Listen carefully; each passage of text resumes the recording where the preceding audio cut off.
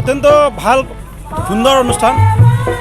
সদৌ অসম গোৰ্খা ছাত্ৰ সন্থা বাক্সা জিলা সমিতিৰ অন্তৰ্গত আজি শোভনখাতা আঞ্চলিক সমিতিৰ উদ্যোগত অনুষ্ঠিত আজি সাংস্কৃতিক সন্ধিয়াত উদ্ঘাটন কৰিবলৈ পাই নথৈ আনন্দিত হৈছোঁ।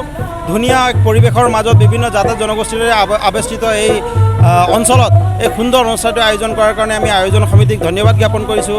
গোৰ্খাসকলৰ পবিত্ৰ উৎসৱ তিহাৰত আমাৰ গোটেই গোৰ্খাসকলৰ সংস্কৃতি নিহিত হৈ আছে। সেই সংস্কৃতিক বিশ্ব দৰবাৰৰ সন্মুখত প্ৰতিষ্ঠাপন কৰিবলৈ আপোনাৰ প্ৰদৰ্শন কৰিবলৈ যিটো উদ্যোগ আঞ্চলিক সমিতিয়ে গ্ৰহণ কৰিছে তাক আমি যথেষ্ট আনন্দিত হৈছোঁ আৰু তেখেতসকলক ধন্যবাদ জ্ঞাপন কৰিছোঁ।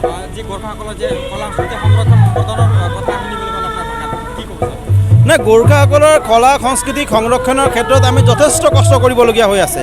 আমি যিমানখিনি হৈছে এক বিপৰীত পৰিস্থিতিত বিভিন্ন জাতি জনগোষ্ঠীৰ মাজত বসবাস কৰি তথাপিও অসমত বসবাস কৰা গোৰ্খাসকলে নিজৰ কলা সংস্কৃতি আৰু সাহিত্যক ৰক্ষা কৰি আহিছে।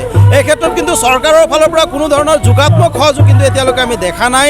আমি আশাবাদী যে এক বিপৰীত পৰিস্থিতিত বসবাস কৰা গোৰ্খাসকল বিভিন্ন জাতি জনগোষ্ঠীৰ মাজত নিজৰ ভাষা সাহিত্যক কম সময় দি হ'লেও কিন্তু নিজৰ ভাষা সাহিত্যৰ কাৰণে যিটো কাম কৰি আছে সিহঁতক সহযোগ কৰিবৰ কাৰণে কিন্তু চৰকাৰ আগবাঢ়ি আহিব লাগে।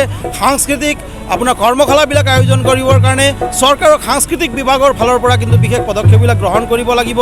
বিভিন্ন বাদ্যযন্ত্ৰবিলাক ক্ৰয়ৰ কাৰণে এতিয়া ধৰক গোৰ্খাসকলৰ লিম্বুসকলৰ বিভিন্ন উৎসৱ আছে, আপোনাৰ মগৰসকলৰ আছে, তেনেকৈ আপোনাৰ মুখীয়াসকলৰ আছে। তেখেতসকলৰ বিভিন্ন ধৰণৰ যিটো সাংস্কৃতিক অনুষ্ঠানবিলাক তাক সংৰক্ষণ কৰিবৰ কাৰণে চৰকাৰৰ ফালৰ পৰা কিন্তু বিশেষ উদ্যোগ লোৱাটো আমি বিচাৰোঁ আৰু আমি আশাবাদী অনা দিনবিলাকত BTR চৰকাৰৰ সাংস্কৃতিক বিভাগে কিন্তু গোৰ্খাসকলৰ সংস্কৃতিৰ বিকাশৰ কাৰণে বিশেষ ভূমিকা ল'ব বুলি কিন্তু আমি আশাবাদী।